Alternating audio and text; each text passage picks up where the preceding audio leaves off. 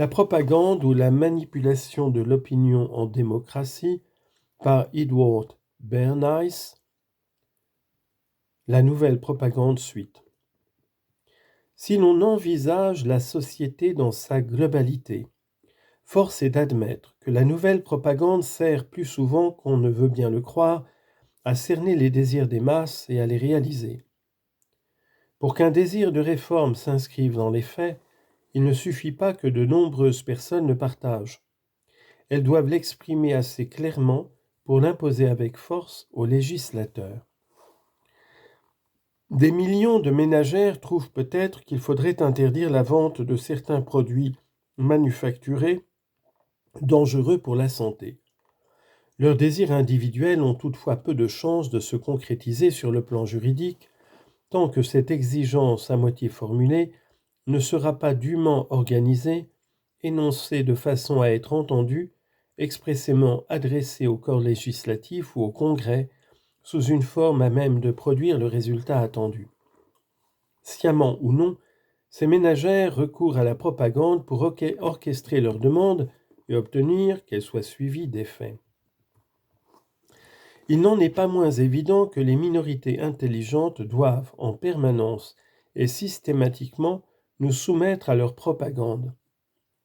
Le prosélytisme actif de ces minorités, qui conjugue l'intérêt égoïste avec l'intérêt public, est le ressort du progrès et du développement des États-Unis. Seule l'énergie déployée par quelques brillants cerveaux peut amener la population tout entière à prendre connaissance des idées nouvelles et à les appliquer. Des petits groupes sont ainsi en mesure de nous faire penser ce qu'ils veulent sur un sujet donné.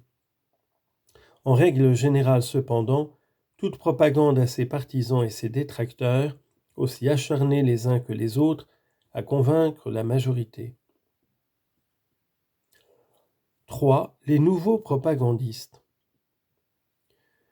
Qui sont les hommes qui, sans que nous en ayons conscience, nous soufflent nos idées, nous disent qui admirer et qui mépriser, ou ce qu'il faut penser de la propriété des services publics, des tarifs douaniers, du prix du caoutchouc, du plan Dawes, de l'immigration, qui nous indiquent comment aménager nos maisons et comment les meubler, quels menus doivent composer notre ordinaire et quel modèle de chemise il est bon ton de porter, ou encore les sports que nous devrions pratiquer et les spectacles que nous devrions voir, les œuvres de bienfaisance méritant d'être aidées, les tableaux dignes d'admiration, les argotismes à glisser dans la conversation, les blagues censées nous faire rire. Si l'on entreprenait de dresser la liste des hommes et des femmes qui, de par leur position, sont ce qu'il faut bien appeler des faiseurs d'opinion, on se retrouverait vite devant la longue kyrielle des noms recensés dans le Who's Who. L'inventaire comprendrait bien évidemment le président des États-Unis et le Conseil des ministres au grand complet, les sénateurs et les représentants élus au Congrès, les gouverneurs de nos 48 États, les présidents des chambres de commerce de nos 100 plus grandes villes, les présidents directeurs généraux des conseils d'administration des 100 premières grandes entreprises industrielles du pays, le président des nombreux syndicats affiliés à l'American Federation of Labor, le président de chaque corporation et organisation professionnelle nationale, le président de tous les groupements constitués aux États-Unis en fonction de la race ou de la langue, les responsables de centaines de grands quotidiens et de magazines de renom, les 50 écrivains les plus lus, les présidents des 50 œuvres de bienfaisance les plus réputées, les 20 producteurs de théâtre et de cinéma les plus connus, les 100 arbitres de la mode les plus écoutés,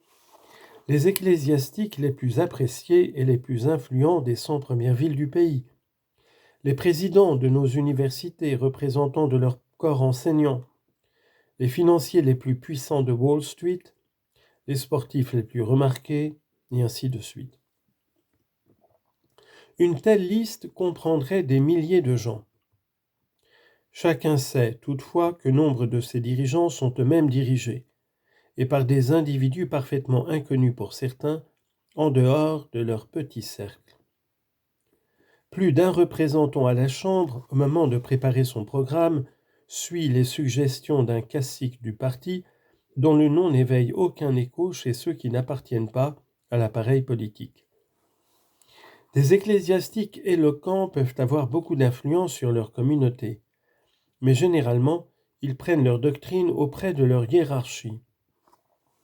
De la même manière, les présidents des chambres de commerce ont l'art d'amener les hommes d'affaires de leur région à partager leurs vues à propos des questions publiques. Mais les idées dont ils se réclament leur viennent souvent d'une autorité nationale. Et si, selon la formule consacrée, tel candidat à la présidentielle a été désigné pour répondre à une immense attente populaire, nul n'ignore qu'en réalité son nom a été choisi par une dizaine de messieurs réunis en petit comité. Le pouvoir des hommes de l'ombre est parfois flagrant. Celui du cabinet secret qui délibéra autour d'une table de poker dans certaines petites serres de Washington est entré dans la légende. Il y eut un temps où un homme seul, Mark Hanna, dictait au gouvernement national les grandes lignes de sa politique. Ou, autre exemple, un Simons peut pendant des années rallier des millions d'hommes à un programme d'intolérance et de violence. Pour le grand public, ces personnages représentent le type même des dirigeants associés à l'expression « gouvernement invisible ». Mais tous, tant que nous sommes, nous vivons avec le soupçon qu'il existe dans d'autres domaines des dictateurs aussi influents que ces politiciens. Une Irene Castle peut imposer la mode des cheveux courts à 90% des femmes ayant des prétentions à l'élégance.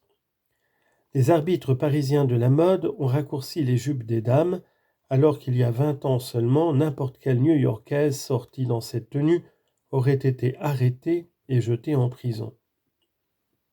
Alors aussi que ce choix a obligé à réorganiser toute l'industrie du prêt-à-porter féminin, capitalisée à hauteur de centaines de millions de dollars. Oui, des dirigeants invisibles contrôlent les destinées de millions d'êtres humains.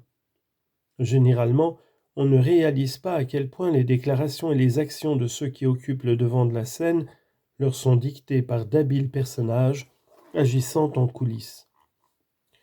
Plus important encore, nous ne réalisons pas non plus à quel point ces autorités façonnent à leur guise nos pensées et nos comportements.